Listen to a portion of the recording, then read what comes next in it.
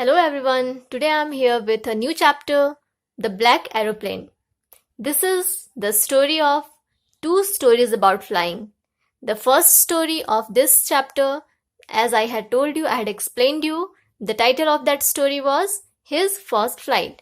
And today I'm going to explain the second story of two stories about flying. The title of this story is The Black Aeroplane. तो आज मैं आप लोगों के साथ इस चैप्टर को एक्सप्लेन करने वाली हूँ, नरेट करने वाली हूँ। इस चैप्टर का नाम है द ब्लैक एरोप्लेन। इसके जो राइटर हैं उनका नाम है Frederick Forsyth. This is the name of the writer of this story. मैं आपको बता दूं कि जिस तरह से हिज फर्स्ट फ्लाइट एक शॉर्ट स्टोरी था, ठीक उसी तरह से यह जो चैप्टर मैं आज आप लोगों के साथ एक्सप्लेन करने वाली हूँ, आप लोगों को बताने वाली हूँ, यह भी एक शॉर्ट स्टोरी है और इसके जो राइटर है वो फ्रेडरिक फॉर्सिथ हैं। और मैं आप लोगों को बता दूं कि यह जो एक स्टोरी है यह एक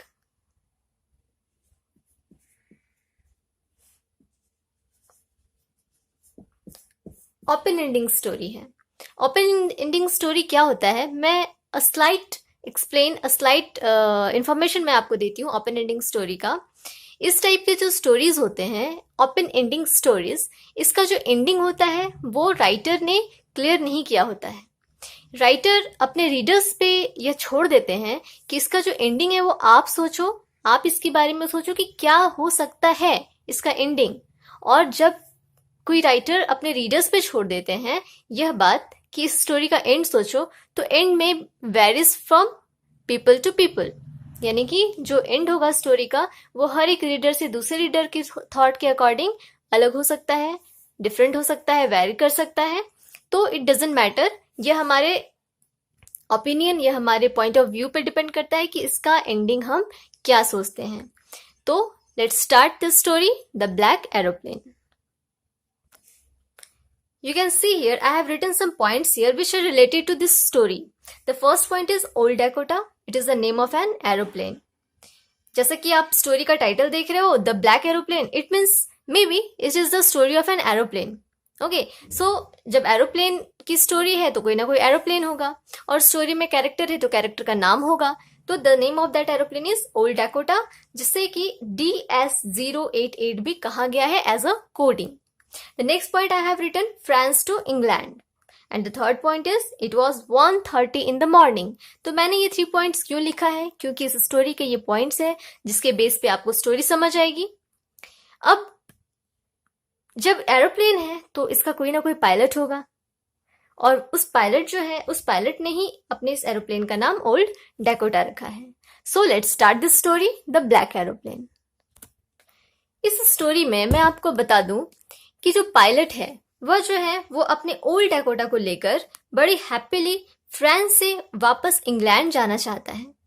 और फ्रांस से इंग्लैंड जाने के लिए वह अपने ओल्ड डैकोटा यानी कि अपने एरोप्लेन को लेकर वो उड़ता है और वह ये बताता है कि the moon was coming up in the east. जब वो वहां से निकला था तो मून जो था, चांद जो था, वो ईस्ट के साइड आ रहा था। Behind me means the writer, the pilot, and stars were shining in the clear sky above मी। और जो स्टार्स थे वो यानी कि क्लियर था, स्काई बिल्कुल क्लियर था, कोई बैड वेदर नहीं था, बिल्कुल साफ था आसमान, कोई भी क्लाउड नहीं था आसमान में। क्योंकि जब एरोप्लेन अपनी फ्लाइट लेने वाला होता है तो उससे पहले ही वेदर को डिसाइड कर लिया जाता है कि वेदर अच्छा है या बुरा, क्योंकि बैड वेदर में एरोप्लेन उड़ नहीं सकता। वो कह रहा है कि I was happy to be alone high up above the sleeping countryside. वह जो था वो अकेला, उस टाइम आसमान में वो अकेला अपने एरोप्लेन जिसका नाम है ओल्ड डैकोटा, उसके साथ वो उड़ रहा था। और कहाँ जा रहा था? फ्रांस से इंग्लैंड की ओर जा रहा था अपने हॉलिडे में। और वह उड़ता हुआ ये ड्रीम कर रहा था कि वो अपनी फैमिली के साथ अपनी फैमिली के पास जा रहा है और वहां जाकर वह उनके साथ टाइम स्पेंड करेगा। और वह जो टाइम था, जिस टाइम वह उड़ रहा था, वो टाइम था 1:30 in the morning। ये आपको याद रखना है, आपके क्वेश्चन में भी आता है ये।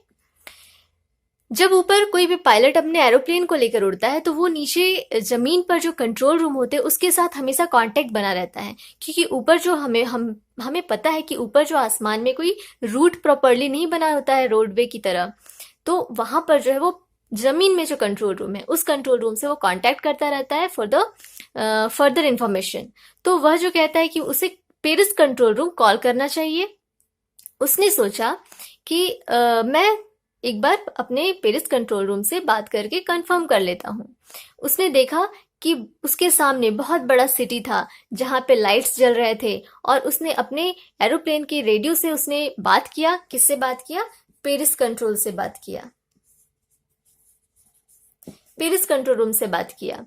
Dakota DS088 here. उसने कहा कि डेकोटा DS088 यहाँ है, क्या आप मेरी आवाज़ सुन सकते हो? मैं इंग्लैंड के रास्ते से आ रहा हूँ, इंग्लैंड के रास्ते जा रहा हूँ, फ्रांस से आ रहा हूँ। उसने कंट्रोल रूम को बताया।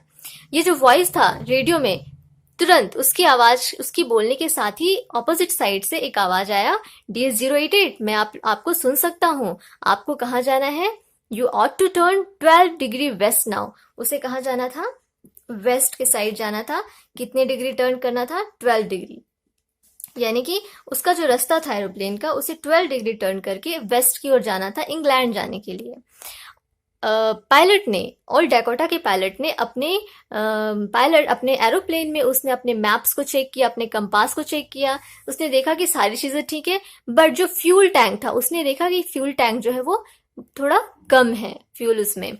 And turn the Dakota 12 degree waste, और उसने अपने डेकोटा को 12 डिग्री वेस्ट की ओर टर्न कर लिया, मोड़ लिया, जो कि कहाँ जा रहा था? इंग्लैंड की ओर जा रहा था। वो बहुत खुश था कि मैं अपनी फैमिली के साथ, अपनी फैमिली के पास ब्रेकफास्ट टाइम में पहुंचूंगा और अपनी फैमिली के साथ ब्रेकफास्ट करूंगा। बहुत ही वो हैप्पी था इसके लिए कि वो अपनी फैमिली के साथ ब्रेकफास्ट कर लेगा। कौन? The pilot of Dakota, old Dakota. सब कुछ अच्छा जा रहा था, आसमान भी साफ था, सब कुछ अच्छा था, कोई प्रॉब्लम नहीं था उसके प्लेन में भी। और अब जो था पेरिस, वो लगभग 150 किलोमीटर्स जो पेरिस था वो उसके पीछे छूट चुका था। जैसे ही वह पेरिस से 150 किलोमीटर आगे बढ़ गया, उसने क्या देखा? आसमान में क्लाउड्स देखे।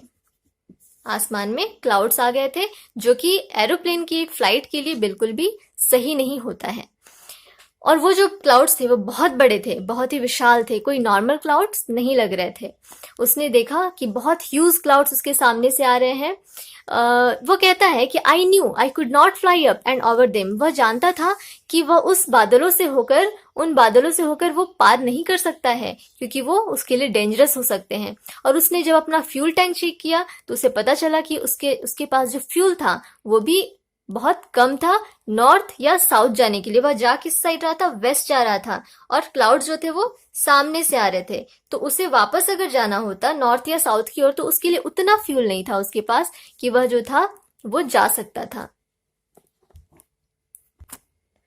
उसके पास कोई भी ऑप्शन नहीं था कि वो बैक जा सकता था। तो उसने बड़ा रिस्क लिया। उसने सोचा कि नहीं, मैं इन क्लाउड्स को ही पार करने की कोशिश करता हूँ।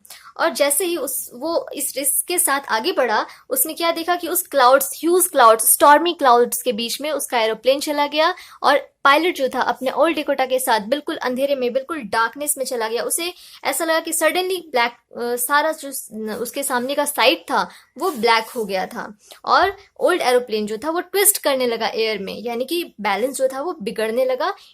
It gets imbalanced. ओके,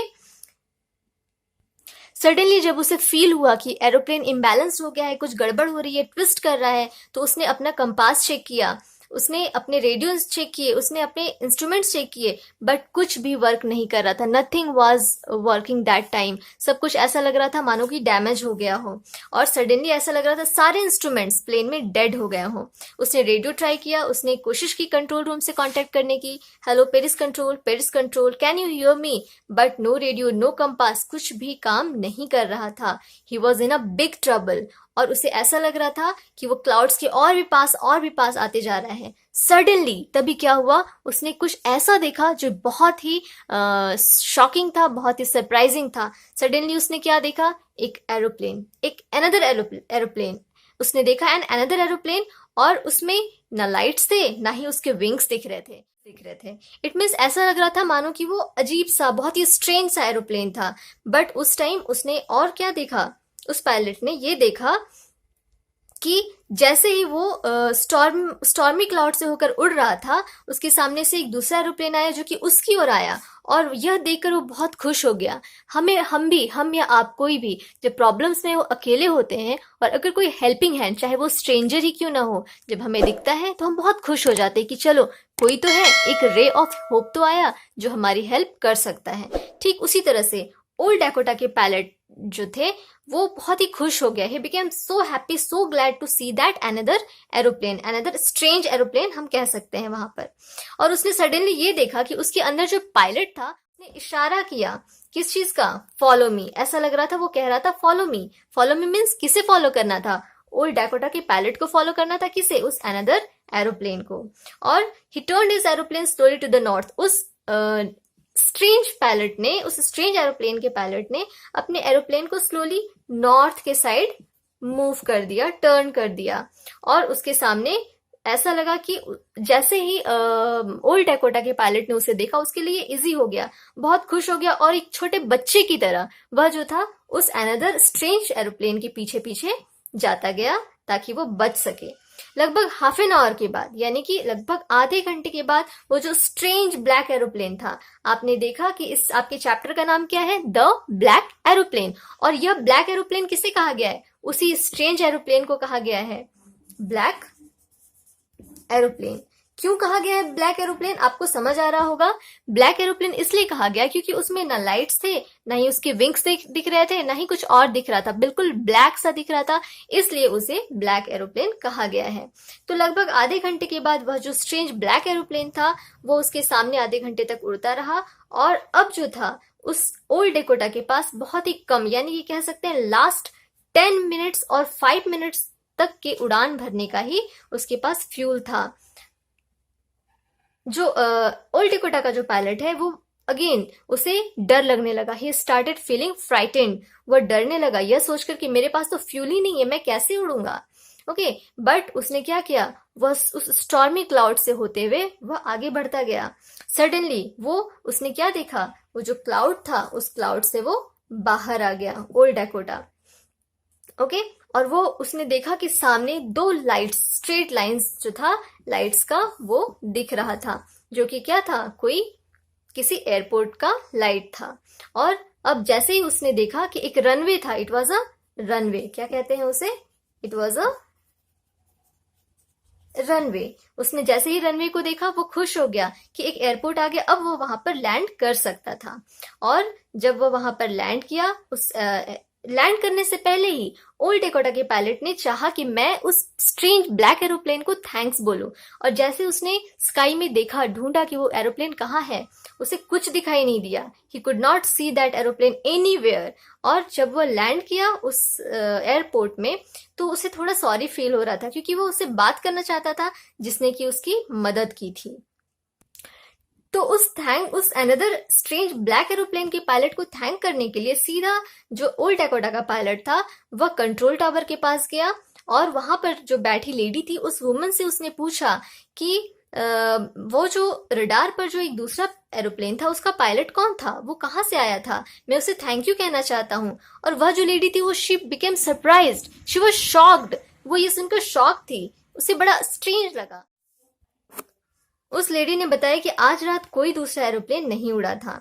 और यह सुनकर वो शॉक्ड हो गया, वो थोड़ा गुस्सा भी हो गया। वो सोचने लगा, फिर वो एरोप्लेन था कौन जिसने मेरी हेल्प की, जिसमें और उस एरोप्लेन में ना मेरे पास, यानी कि मेरे ओल्ड डेकोटा का जो कंपास था, रेडियो था, वो सब डैमेज हो चुका था, मेरे पास फ्यूल नहीं था।